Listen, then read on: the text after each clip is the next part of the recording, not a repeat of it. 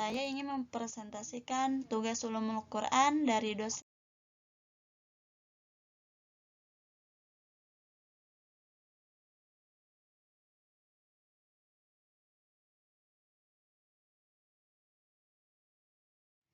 Assalamualaikum warahmatullahi wabarakatuh.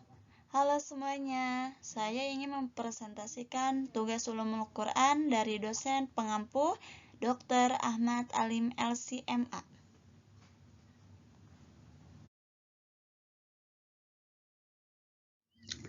Perkenalkan, nama saya Sari Mulyawati dari Universitas Ibnu Khaldun Bogor, Fakultas Agama Islam, Program Studi Komunikasi dan Penyiaran Islam, semester 2 reguler C.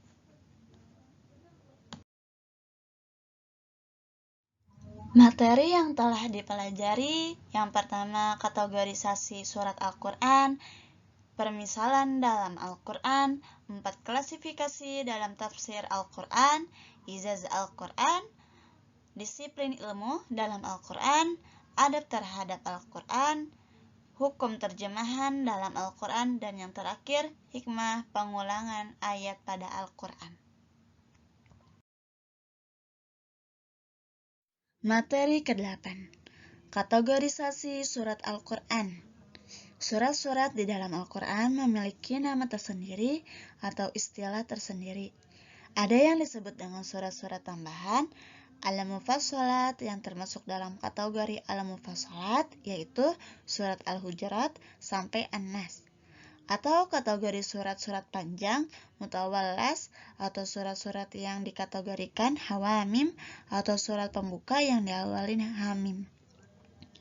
Surat-surat di dalam Al-Quran: Ghafir, Az-Zukhruf, Fussilat, Ad-Dukhan, Al-Jasiyah, Asy-Syura, Al-Ahqaf. Keutamaan surat-surat yang diawali dengan Hamim memiliki keutamaan tersendiri yang disebutkan di dalam ulumul Quran dan disebut di dalam hadis yang berkaitan dengan fadilah surat-surat yang masuk dalam kategori Hawamim yang jumlahnya ada 7. Keutamaan yang pertama menutup 7 pintu neraka, yang kedua zikir, yang ketiga taman syurga, dan yang terakhir menyempurnakan. Kandungan isi yang terdapat dalam kategori Hawamim.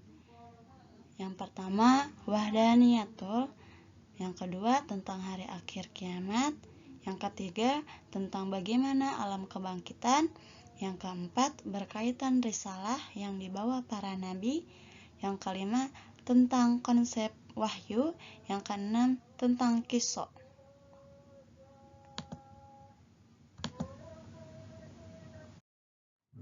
Materi ke-9, permisalan dalam Al-Quran. Apa itu amsal? Amsal adalah permisalan di dalam Al-Quran. Permisalan di dalam Al-Quran itu banyak sekali faidah atau tujuan. Baik itu sebagai takjir, memberikan peringatan, atau memberikan al-waddu, atau mawiddah, ataupun al-hatsu wal jaz, atau memberikan motivasi atau larangan, ittibar, takhir, atau amsal itu mendekatkan sesuatu yang abstrak menjadi sesuatu yang tampak oleh indera kita. Ini adalah tujuan amsal, permisalan di dalam Al-Quran, menonjolkan sifat yang sifatnya abstrak, yaitu dalam bentuk yang konkret sehingga bisa dirasakan, dipahami indera manusia. Di dalam riwayat Imam Al-Baihaqi, A'udzubillahi minasyaitonirrajim, Bismillahirrahmanirrahim, Innal Qur'ana nazala ala khamsatil auzu, yang artinya sesungguhnya Al-Quran itu turun dengan 5 perkara. Nah, apa 5 perkara itu? 5 perkara itu yang pertama halal, yang kedua haram, yang ketiga muhkamat, yang keempat mutasyabbihat, dan yang terakhir amsal. Fa'amalu bil halal, nasihat Nabi amalkan yang halal. Wastanibu al haram, dan zauhi yang haram. Wattabi al-muqam, ikuti ayat-ayat yang muhkamat. Wa aminu bil mutasabbih, dan imanlah kalian dengan ayat-ayat mutasabbih. Wattabiru bil amsal, dan ambillah ittibar, pelajaran ibrah dari amsal. Permisalan di dalam Al-Quran dibagi menjadi dua. Yang pertama, zahirah wa kaminah, amsal yang zahir. Yang kedua, kaminah, kontekstual. Di dalam amsal ada beberapa hukumnya. Yang pertama, wajhu sabbah, yang artinya segi perumpamaan. Yang kedua, tutasbih, yang artinya alat untuk perumpamaan. Yang ketiga, mutasyabbah, yang artinya diserompangkan. Yang keempat, musyabbah bih, yang artinya sesuatu yang dijadikan perumpamaan. Materi ke-10, 4 klasifikasi dalam tafsir Al-Quran. Nah, apa itu Al-Quran? Al-Quran adalah wahyu Allah SWT yang diturunkan oleh Allah melalui malaikat Jibril yang disampaikan kepada Nabi kita, Nabi Muhammad SAW. Bahasanya adalah bahasa Al-Quran berupa bahasa Arab, sehingga lafaz dan kandungannya untuk ditafsirkan.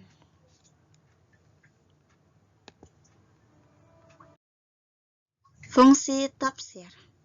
Tafsir adalah untuk memahami kitabnya Allah yang diturunkan di bumi ini melalui lisan Nabi SAW, dan juga menjelaskan makna-makna kandungan yang terdapat di dalamnya, kemudian juga menyingkap hukum-hukum dan hikam-hikam yang ada di dalam Al-Quran, sehingga Al-Quran dijadikan pedoman dan panduan sebagai jalan hidup bagi manusia supaya mereka keluar dari kegelapan menuju cahaya.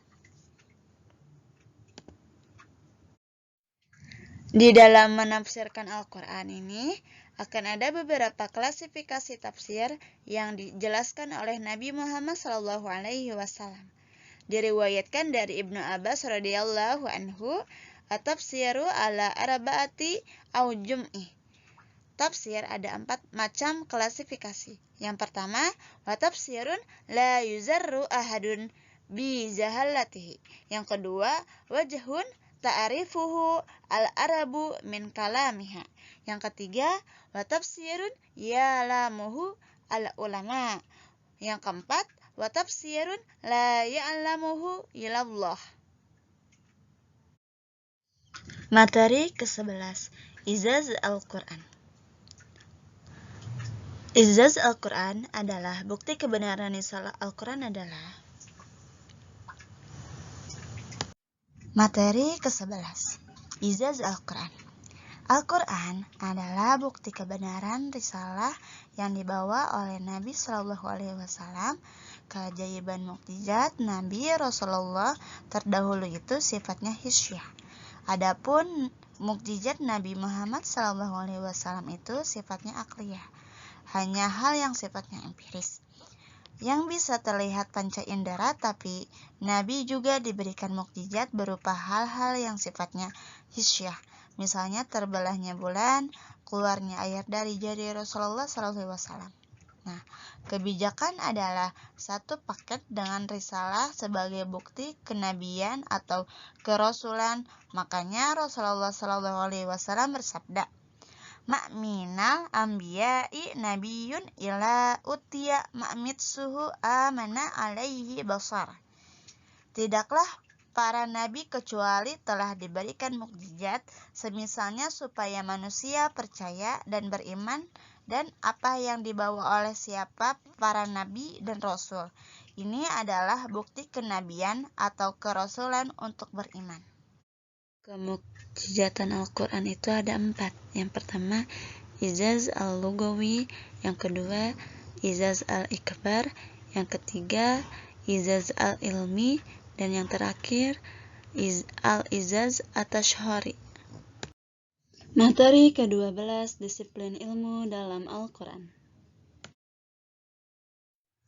Dua ayat surat An-Nahl ayat 49 dan surat Al-An'am ayat 38 yang dinukil oleh Imam Asyuti sebagai dalil bahwa semua bidang ilmu telah termasuk dan tercantum dalam Al-Quran. Ilmu-ilmu teknis yang dibutuhkan sudah ada semua, apalagi ilmu-ilmu yang berkaitan dengan masalah akidah manusia, semuanya telah dijelaskan oleh Allah Subhanahu wa taala di dalam Al-Quran. Jadi, semua ilmu telah dibahas di dalam Al-Quran. Dalam Al-Quran itu sudah sangat lengkap. Jadi, kesimpulan di materi ke-12 ini adalah ma'faratuna fil kitabi min syai'. Ya Allah tidak meninggalkan sedikit pun di Al-Quran ini sesuatu apapun sudah dibahas oleh Allah Subhanahu wa taala.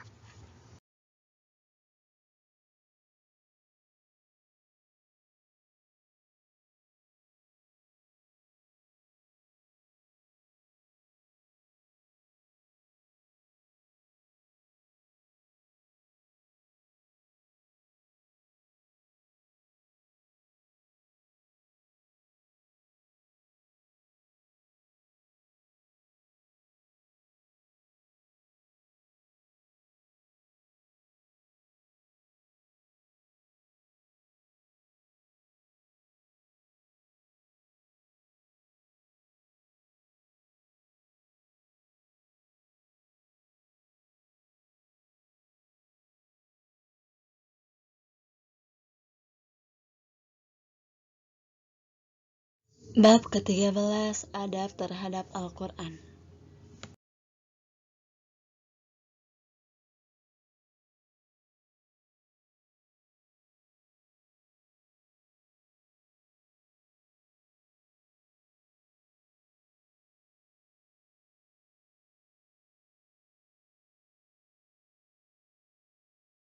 Dari riwayat Abdullah bin Mas'ud, mengkritik orang-orang yang membaca Al-Quran terlalu cepat tanpa mentadaburkan maknanya. Janganlah kalian membaca Al-Quran seperti menghamburkan kurma yang buruk. Dan janganlah kalian tergesa-gesa dalam bacaan Al-Quran seperti tergesa-gesa membaca syiar. Dan jangan berhenti pada keajaiban-keajaiban Al-Quran dan gerakan kalian diikuti hati. Dan janganlah keinginan salah seorang di antara kalian akhir dari selesainya surat.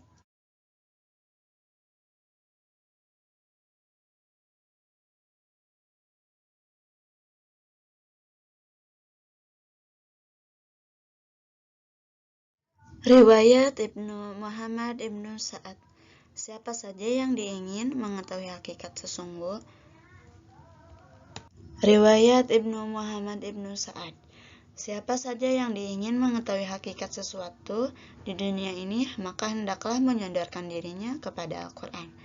Bukalah Al-Quran karena semua teori ada dalam Al-Quran.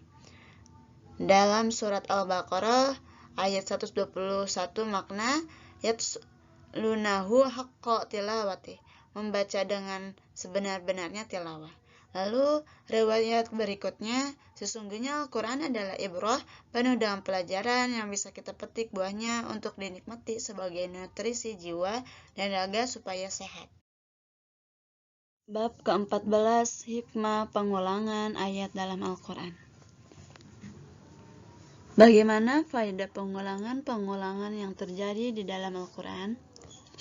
Para ulama termasuk Imam Asyuti di dalam kitab At-Tisqa membahas secara khusus dalam bab at-taqrir. Imam Asyuti mengatakan bahwa takrir pengulangan ayat di dalam Al-Quran lebih baik dari taukid itu tersendiri. Tapi ada sisi keindahan dari balaghah, sastra, fasahah, memiliki nilai yang sangat tinggi, tidak hanya sekedar untuk menguatkan dan pengulangan ayat di dalam Al-Quran, termasuk bagian dari kefasihan yang ada dalam Al-Quran.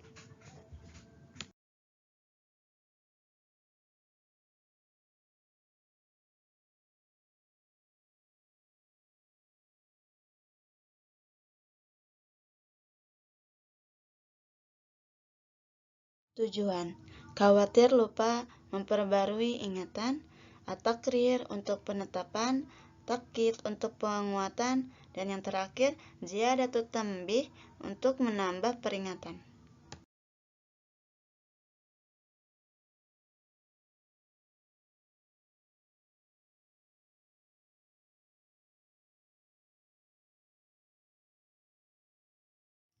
Materi ke-15, Hukum Terjemahan Al-Quran.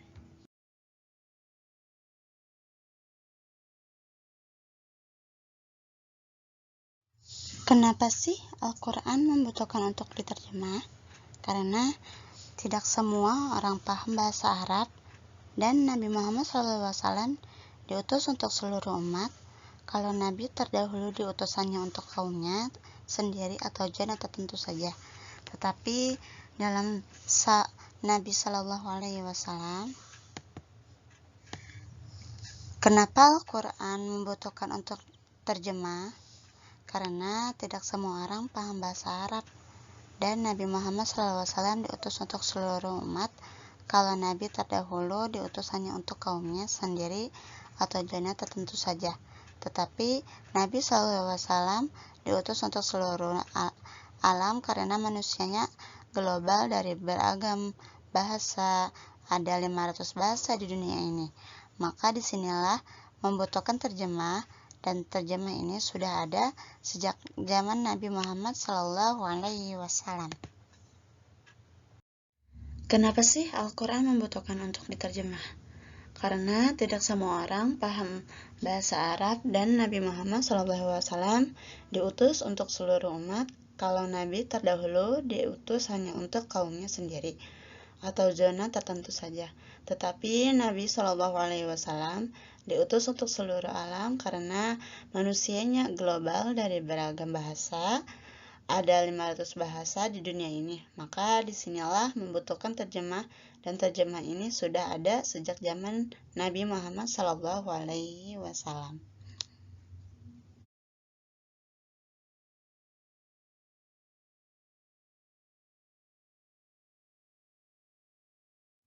Apakah makna terjemah itu?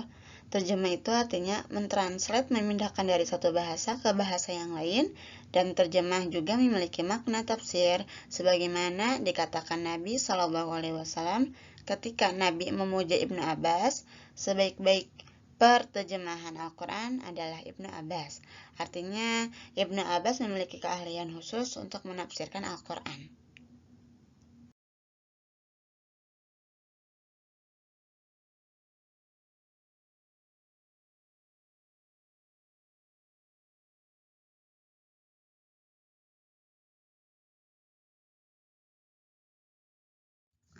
Manfaat terjemah Al-Quran.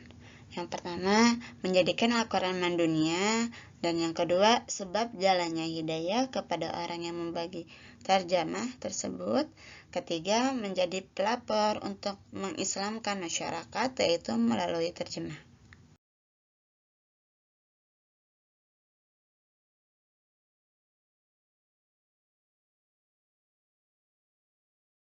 Mungkin cukup sekian dari saya. Wabillahi taufiq wal hidayah. Wassalamualaikum warahmatullahi wabarakatuh.